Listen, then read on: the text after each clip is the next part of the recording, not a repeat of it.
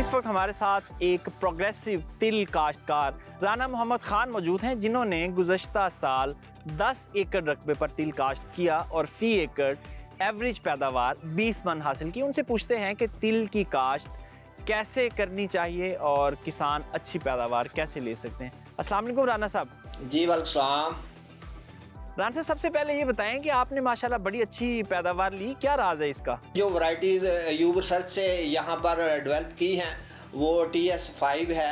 इन्होंने ये हमें सीड दिया तो हमने वो सीड लगा के हमने अल्हम्दुलिल्लाह उसकी पैदावार भी अच्छी हासिल की और हमारा अभी टारगेट है कि उसको हम डबल करेंगे। आपका तरीका काश्त क्या था तिल का? हमने दोनों तरीके से लगाया था जी, छट्टा भी दिया था और खेलियों पर भी लगाया था। ठीक है। अच्छा, ये बताएं कि खादें क्या क्या डाली आपने?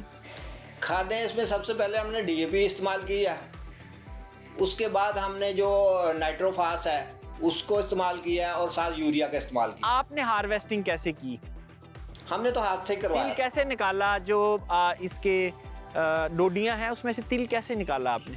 वो जब उसके ऊपर डंडे के साथ उसको करते हैं ना जी उसको, तो वो बिल्कुल खुश्क होता है और वो फौरन वहाँ से जो है ना उसके अलग हो जाती हैं, उसके छिलके अलग हो जाते हैं। राना साहब, आपने मैनुअल हार्वेस्टिंग की, इसकी हार्वेस्टिंग जो है वो अब किसान जो थ्रेशर वाली गंदम थ्रेशर मशीन है उससे भी कर रहे हैं। सिर्फ जाली जो है वो बदली जाती है और गंदम वाली थ्रेशर से भी इसको हार्वेस्ट किया जाता है। राना साहब, आपके वक्त का बहुत शुक्रिया। हमारे साथ तिल काश्त करने वाले एक और प्रोग्रेसिव फार्मर जावेद इकबाल साहब हैं। उनसे पूछते हैं कि वो तिल की अच्छी पैदावार कैसे लेते हैं। जावेद साहब, अस्सलाम वालेकुम। वालेकुम अस्सलाम। अच्छा, सबसे पहले बताएं कि आपकी माशाल्लाह 17 मन फी एकड़ से ज़्यादा पैदावार है, जबकि हमारे जो एवरेज फार्मर हैं वो 10 मन से भी कम ले रहे हैं। तो आप क्या ऐसी चीज़ें करते हैं जो दूसरे फार्मर नहीं कर पाते? का बीज इस तरह काश्त करना है ना जी, वो काश्त करने के लिए अच्छा सर्टिफाइड बीज होना चाहिए। फिर इसको काश्त करने के लिए ज़मीन की वत्तर का है ना जो वो होना चाहिए, ताकि जो जर्मिनेशन है ना वह पौधे की उसकी तादाद पूरी होनी चाहिए। फिर उसके प्रॉपर उसमें खाद DAP डालना चाहिए, क्योंकि ज़िम्मेदार ये इसलिए नहीं डालता कि उसका कद बड़ा हो जाता है। वो और खादें यूरिया वगैरह इस्तेमाल करता है, DAP नहीं इस्तेमाल करता। DAP या फास्फोरस खाद इस्तेमाल करनी चाहिए उसको। और फिर इसके बाद इसके अगला मरला आता है कि इसमें जो पानी लगाना है ना जी, वो पानी इसको ऐसे मौसम में लगाया जाए कि ताकि बारिश का पानी ना हो, मौसम साफ़ हो, पानी के देख के ध्यान से लगाना चाहिए। जब इसको ज़रूरत महसूस करे कि ये पानी की ज़रूरत है, कि उसको बहुत कम पानी लगते हैं जी। पिछले साल तो ऐसे भी हुआ कि किसी किसान ने एक पानी से फसल पूरी हो गई, किसी ने कहा 2 से हमारी पूरी हो गया जी। क्योंकि अगर बारिश जो आज अगर इसको तिल को पानी लगा दें, ऊपर से बारिश आ जाए तो फिर इसमें नुकसान हो जाता है जी, क्योंकि पानी ज़्यादा बर्दाश्त नहीं करती ये फसल। फिर तीसरी फसल बात इसकी, जब इसको जो जर्मिनेशन हो जाए, पानी और खाद वो आपने पूरा कर लिया है, तो फिर इसके में बीमारी का इसको बहुत ध्यान रखना पड़ता है जी। क्योंकि ज़िम्मेदार पहले तवज्जो नहीं देता था। जो 10 मन वाली बात है ना जी, वो ऐसे ही था कि वो हमने बीज लिया फसल तो ठीक है।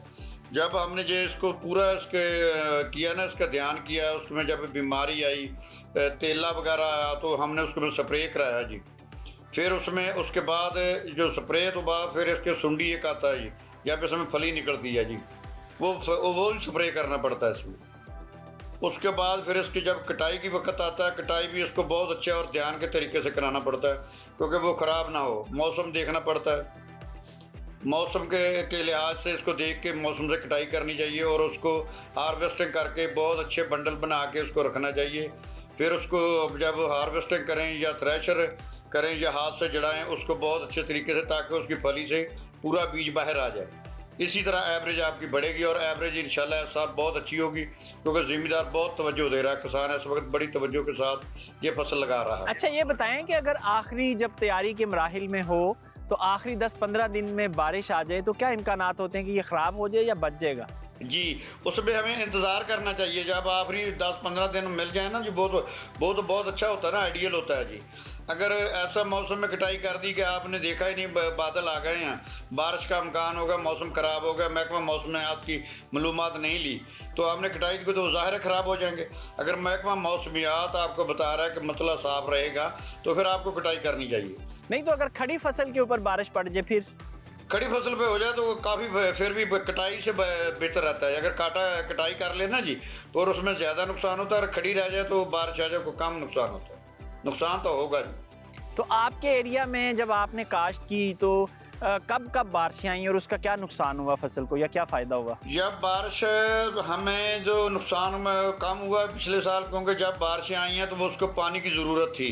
वो ज़िम्मेदार ने पानी जो फ्लड करना था या ट्यूबवेल का पानी लगाना था या नहरी पानी लगाना था, वो पानी लगाया, वो बारिश के साथ ही काम हो गया। कि काफ़ी किसानों ने ऐसा भी किया कि एक पानी की ज़रूरत ही पड़ी है।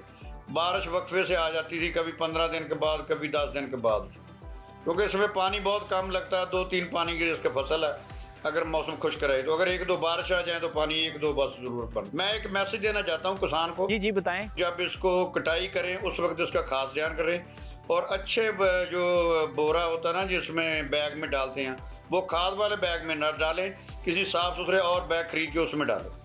उसमें नुकसान कम होगा, जिसकी क्वालिटी जो वो बरकरार रहेगी। चलें जावेद साहब, आपके वक्त का बहुत शुक्रिया। यकीनी तौर पे किसान आपको सुन रहे हैं और आपकी बातों पर अमल करके किसान भी अच्छी पैदावार ले सकें।